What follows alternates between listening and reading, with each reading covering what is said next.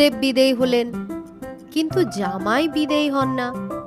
আজ এখানে কাল সেখানে ঘুরেই বেড়াচ্ছেন শ্বশুরবাড়ি কেন্দ্র করে, ফুর্তিতেই আছেন। কিন্তু অর্থ চিন্তায় যে রাত্রে ঘুম আসে না, সে খেয়াল কার? সেদিন রাত্রে গিন্নিকে বলল গোপাল, হ্যাঁ গো, জামাই বাবা জীবন যে চেপে বসলেন ঘাড়ে, নামবার নামও করছেন না। গিন্নি ঝংকার দিয়ে উঠলেন, ও কি কথা ছিরি, বাছা কদিন আছে তাই না ভাগ্যি, এমন ভাবে কথা বলছো যেন ভাত জোটে না বলে তোমার বাড়িতে পাত পেড়েছে। গোপাল বলল, ঘটনা তো তা নয়, সেও তো এক জায়গায় চাকরি করে, তাদের কাজের লোক 1 মাসের ওপর অন্য জায়গায় থাকলে তাদেরও তো অসুবিধে। গিন্নি বললেন, নাও নাও, সবাই তো তোমার মতো ভাঁড়গিরি করে রোজগার করে না যে দিনরাত রাজামশাই আর রানীমার পায়ে পড়ে থাকতে হবে। ওরা করে ইংরেজ হৌসে কাজ, ওদের নিয়ম কানুন আলাদা, সে তুমি বুঝবে না। ওরা দুটিতে চোখের সামনে সুখে আহ্লাদে আছে, এই দেখে আমার কত সুখ। তা পোড়ামুখ বুড়োর টাকার শোকে চোখে ঘুম আসছে না। জামাই যতদিন ইচ্ছে থাকবে, তুমি কোনো কথা বলতে পারবে না। গোপাল বলল, কথা আর বলি কই, তবে সে করো বেশি দূর গেলে শেষে যে প্রহারেণও ধনঞ্জয় করতে হবে। মানে? চোখ পাকালেন গিন্নি। জানো না সে গল্প? গোপাল বলতে থাকলো, কথা সরিত সাগরের গল্প, অর্থ বুঝতেই পারছো, কতকাল আগের কথা। সেকালেও জামাই নিয়ে শ্বশুর শাশুড়িকে কম ভুগতে হতো না। তারই শ্লোক, হরির বীণা হরির জাতি বীণা পিঠে ন মাধব, কদন্নই পুণ্ডরী কাক্ষ প্রহারেণ ধনঞ্জয়া। গল্পটা এই যে এক ব্রাহ্মণের 4 জামাই, তাদের নাম হরি, মাধব, পুণ্ডরীকাক্ষ আর ধনঞ্জয়। একবার এলো তারা শ্বশুর বাড়ি, কিন্তু আর নড়ে না। প্রথম প্রথম খুবই আদর, শেষ পর্যন্ত শাশুড়িও জ্বালাতন হয়ে উঠলেন। শাস্ত্র মতে জামাই আদর আর কদিন করা যায়? বাড়ির স্বাভাবিক নিয়ম কানুন রান্না বান্না কতদিন বন্ধ থাকবে? অতএব আকারে ইঙ্গিতে তাদের বিদায় করতে চাইলেন শ্বশুর শাশুড়ি। একদিন পাতে আর ঘি দেওয়া হলো না। অনাদর বুঝে হরি চলে গেল। পরদিন শাশুড়ি আসন দিতে ভুলে গেলেন, রাগ করে চলে গেল মাধব। কিন্তু পুণ্ডরীকাক্ষ আর ধনঞ্জয় আসন টেনে নিয়ে বসে খেয়ে গেল। পরদিন ঘি, আসন এসব তো থাকলোই না। ভাতগুলো হলো মোটা চালের, তাও অযত্নে ধরিয়ে ফেলা। পুণ্ডরীকাক্ষ এতে কেটে পড়ল, ধনঞ্জয়ের তাতেও হুঁশ নেই। অবশেষে ব্রাহ্মণের 4 ছেলে মিলে লাঠি নিয়ে তাড়া করলো ধনঞ্জয়কে। তখন ধনঞ্জয় পালালো। খুক খুক করে হাসলেন গোপাল গিন্নি। বললেন, তা যাই বলো বাপু, আমি জামাইকে যেতে বলতে পারবো না, আর অনাদরও করতে পারবো না। এখনো ওকে কত রকম কি রেঁধে খাওয়াবার স্বাদ। গোপাল আর কিছু বলল না। পরদিন দেখা গেল বাড়িতে সাজো সাজো রব। কি ব্যাপার? আজ বিশেষ বিশেষ পিঠে হবে। মা আরো 2-1 জনের সঙ্গে চললেন নদীর ঘাটে কলাই ধুতে। নদীর ঘাটে সেদিন লেগেছে এক বরযাত্রীর নৌকো। বর বন্ধুদের সঙ্গে ছইয়ের বাইরে বসে আছে, কিন্তু সাধারণ সাজ, অতএব চেনা যাচ্ছে না। কিন্তু গোপালের গিন্নির বড় কৌতূহল। বললেন, তোমাদের মধ্যে বরটি কে বাছা? ছেলেদের মধ্যে রসিক ছিল একজন। সে বলল, তোমার বরটি এর থেকে বেছে নাও না। ছেলেটির ইঙ্গিতে হাসলো সবাই। গোপাল গিন্নি বললেন, সে বয়স কি আর আছে আমার? তোমরা সবাই যে বাছা, বাছার মধ্যে বাঁচতে পারিনি বলেই তো জিজ্ঞেস করছিলাম। রসিকটির মুখে আর কথা সরল না। ঘরে ফেরার পথে গোপাল গিন্নি সঙ্গীদের বললেন, মরণ আজকালকার ছেলেদের মুখেও আটকায় না, মা মাসির বয়সীদের নিয়ে ঠাট্টা করে, তুমিও তো উচিত জবাব দিয়েছো দিদি, বলল সঙ্গিনী। গোপাল গিন্নি বললেন, তার রাজভাঁড়ের বউ আমি, কথার পিঠে যদি দুটো কথাই না বলতে পারলাম, তবে এতদিন ওর সঙ্গে ঘর করলাম কিসের লো?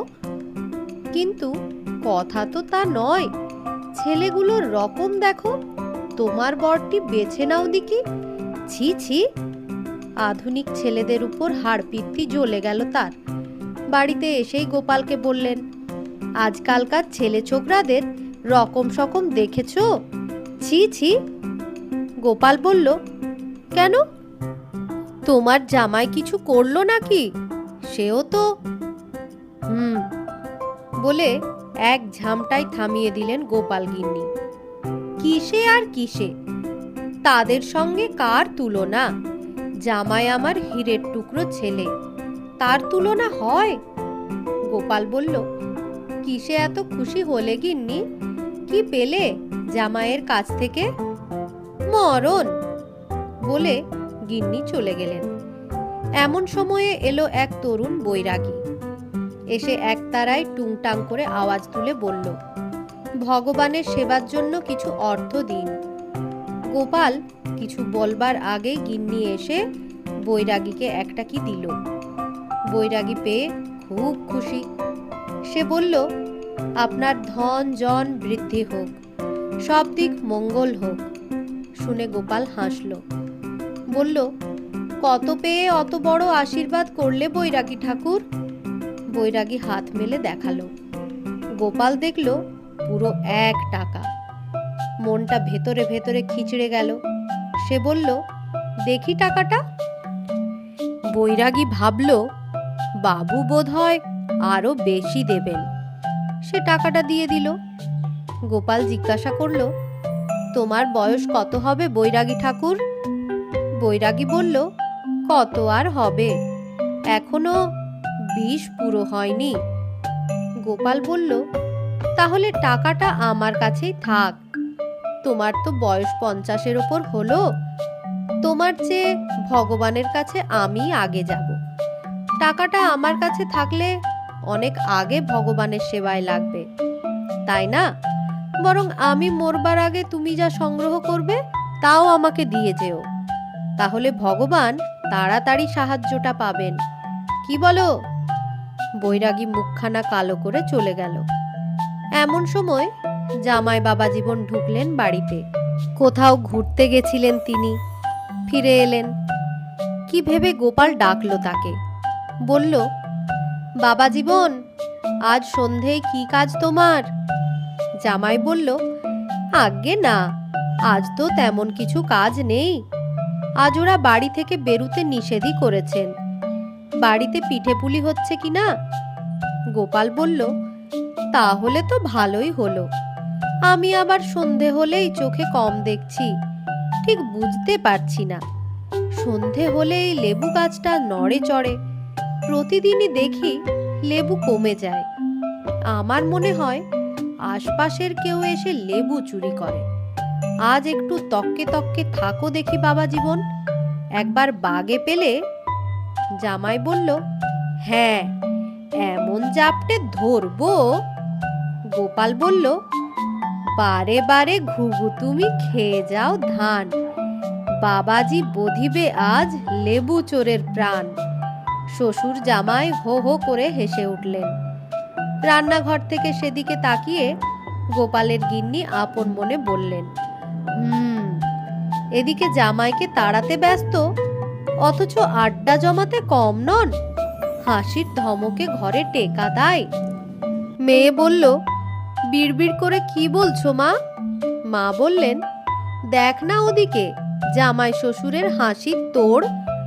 মেয়ে বলল, ওই তো তোমাদের জামাইয়ের স্বভাব, যেখানে যাবে সেখানেই হা হা হি হি, যেন পৃথিবীতে হাসি ছাড়া আর কিছুই নেই। মা বললেন, মরণ, এই বয়সে হাসবে না তো কি করে? তোর বাবার মতো গোমড়া হয়ে থাকবে। সন্ধ্যের মুখে এক থালা পিঠে খেলো গোপাল। একটু পরে গিন্নিকে বলল, ইয়ে দেখো, 1 গ্লাস লেবু জল দাও তো, পেটটা যেন। গিলতে দিতে তো কম যাবে না, দেখি বলে রান্নাঘরের দিকে ছুটলেন তিনি। গোপাল বললে, আগের তোলাটা দিও না, টাটকা ছিঁড়ে দাও। গিন্নি বললেন, আচ্ছা। একটু পরেই পুরুষ কণ্ঠের আওয়াজ শোনা গেল, ধরেছি ধরেছি। আর নারী কণ্ঠের, ছাড়ো ছাড়ো ছাড়ো। চিৎকারে বাড়ির সকলে সচকিত হয়ে উঠল। সকলেই হ্যারিকেন হাতে ছুটল লেবু তলায়। সেই আলোতে সবাই দেখল শাশুড়িকে ধরে জামাই বাবা জীবন টেনে আনার চেষ্টা করছে, আর শাশুড়ি ঠাকরুন প্রাণপণে ছাড়াবার চেষ্টা করছেন। গোপাল চেঁচিয়ে উঠল, আরে ছি ছি, এ কি কাণ্ড! হ্যাঁ জামাই বাবা জীবন, তুমি কিনা শেষকালে। যাকে জাপটে ধরেছে সে স্বয়ং শাশুড়ি ঠাকরুন। সেটা বুঝেই জামাই হাত ছেড়ে দিল। আলোতে একবার শ্বশুর মশাই, একবার শাশুড়ির দিকে তাকিয়ে দিল দৌড়। রাত্রে গিন্নি ঘরে এলে গোপাল বলল, ছি ছি গিন্নি, তোমাদের এই কাণ্ড! এই জন্য জামাই আনার এত তাড়া? গোপালের গিন্নি চোখ বড় বড় করে তাকালেন, বললেন, আচ্ছা, বেচারাকে তাড়ালে তাড়ালে, এমন লজ্জায় ফেলে না তাড়ালে চলছিল না। ও কি আর কোনো দিনও এ বাড়িতে আসতে পারবে? গোপাল বলল, ও, কম্ম করলে তোমরা, আর দোষ। ন্যাকামি করো না, গর্জে উঠলেন গিন্নি। গোপাল চুপ করে গেল। গিন্নি তো আর কৃষ্ণচন্দ্র বা নবাব নন। গিন্নির সামনে নবাব বাদশাহ বিদূষক হয়, আর সামান্য ভাঁড় তো কোন ছাড়। একদিন পুত্রকে ধরলেন গোপাল, বললেন, হ্যাঁ রে, এমনি করে আর কতদিন কাটবে? আমি তো বুড়ো হলাম। এতদিন চেষ্টা করলে তুই কি রাজসভায় আমার জায়গায় কায়েম হতে পারতিস না? এ কি এত কঠিন কাজ? ছেলে বলল, না বাবা, ও ভাঁড় ফাঁড় আমি হতে পারবো না। যখন ছিলিম চড়াই তখন আমিই রাজা, আমিই বাদশাহ হয়ে যাই। কত কেষ্টচন্দ্রকে প্রাণ ভিক্ষা দিই, আমি কেন তার অধীনে ভাঁড় হয়ে থাকতে যাব? রাজা বাদশাহ হতে পারলে কেউ কি ভাঁড় হয়? শালা, ওই বুদ্ধিতেই সারা জীবন ভাঁড় হয়ে রয়ে গেলে। গোপাল ম্লান হাসল। পরদিন রাজসভায় গিয়ে বলল, তাহলে যারা ভাঁড় হতে চায় তাদের ডাকুন মহারাজ, নির্বাচনটা সেরেই যায়। সমস্ত প্রার্থীকে একটা করে মজার গল্প বলতে বলল গোপাল। বেশিরভাগ প্রার্থী গল্প বলতে বলতে নিজেরাই হেসে ফেলল। শ্রোতারা হাসল না এক মুহূর্তও। গোপাল তাদের বিদায় করলেন। দ্বিতীয় দল খানিক নিজেরা হাসল, দর্শকেরাও হাসল খানিক। তাদের বিদায় করল গোপাল। দেখা গেল মাত্র 3 জন নিজেরা গম্ভীরভাবে থেকে অন্য সকলকে হাস্যবেগে উত্তরোল করতে পেরেছে। গোপাল তাদের প্রশংসা করে অন্য ঘরে নিয়ে এলো। এবার শুরু হলো চূড়ান্ত নির্বাচন পালা। প্রথম জনকে কাছে ডেকে গোপাল বলল, গল্পটা তো তুমি ভালোই বলেছ, কিন্তু মো সাহেবই কি তুমি পারবে? প্রার্থী বলল, পারবো মশাই, পারবো। গোপাল বলল, আমার মনে হচ্ছে পারবে না। প্রার্থী বলল, বাহ, আমাকে কাজটা দিলেন না, পরীক্ষা করলেন না, আগেই আপনার মনে হলো পারবো না? আচ্ছা লোক তো আপনি মশাই। গোপাল তাকে যেতে বলল। দ্বিতীয় জনকে ডাকলো, বলল, হ্যাঁ হে, মো সাহেবের কাজ কি তুমি পারবে? ছেলেটি হাসল, বলল, আমি না পারলে কে পারবে বলুন? আমরা 3 পুরুষের মো সাহেব। আমার বাপ ঠাকুরদা থেকে দাদারা পর্যন্ত মো সাহেবই করে। মো সাহেবই আমাদের কাজ। গোপাল বলল, তবু আমার মনে হচ্ছে তুমি পারবে না। ছেলেটি হাসল, বলল, আপনার মনে হওয়ায় তো প্রমাণ নয়। কাজটা দিয়ে দেখুন পারি কিনা, না হলে ছাড়িয়ে দেওয়াও তো আপনাদেরই হাতে। গোপাল তাকেও যেতে বলল। এলো শেষ ছেলেটি। গোপাল তাকে দেখেই বলল, বুঝলে, তুমি কি মোসাহেবি পারবে? ছেলেটি বলল, আপনার কথা শুনে আমারও সেই সন্দেহ হচ্ছে। গোপাল বলল, কি জানি, আবার পেরেও যেতে পারো। ছেলেটি বলল, আজ্ঞে তা তো বটেই, পুরুষস্য ভাগ্যং। গোপাল বলল, ভাগ্য? তুমি ভাগ্যের কথা বললে যে, তুমি ভাগ্য বিশ্বাস করো নাকি? ছেলেটি হেসে বলল, আমি কেন, আমার 14 পুরুষেও ভাগ্য বিশ্বাস করে না। তবে যে বলেছিলাম হুজুর, সে একটা কথার কথা। গোপাল বলল, না হে, তাই বলে ভাগ্যকে অতখানি উড়িয়েও দেওয়া যায় না। এখুনি হয়তো তার প্রমাণ পাওয়া যেতে পারে। ছেলেটা হেসে বলল, এই দেখুন, এই সত্যি কথাটা আপনার মতো জ্ঞানী না হলে কে বোঝে? ভাগ্যকে কি 16 আনা ওড়ানো যায়? বেড়ালের ভাগ্যে শিকে ছিঁড়ে মোসাহেবিটা যদি জুটেই যায়, তবে কি ভাগ্যটাই প্রমাণ হলো না হুজুর? গোপাল বলল, সাব্বাস। তারপর কৃষ্ণচন্দ্রের দিকে ঘুরে বলল, মহারাজ, পুত্র হলেই বৃত্তির যথার্থ উত্তরাধিকার পায় না। আপনি একে অনায়াসে আপনার সভায় আমার উত্তরাধিকার দিতে পারেন। ছেলেটি আভূমি নত হয়ে কুর্নিশ করল। গোপাল বলল, মহারাজকে নাম বলো। কৃষ্ণচন্দ্র বললেন, না, নামের দরকার নেই। আজ থেকে কৃষ্ণনগর দরবারে যারাই বিদূষক পদে বৃত হবে, তাদেরই নাম হবে গোপাল ভাঁড়। বৃদ্ধ এবং যুবক গোপাল ভাঁড় উভয়েই একত্রে চেঁচিয়ে উঠল, মহারাজের জয় হোক, জয়, মহারাজের জয়।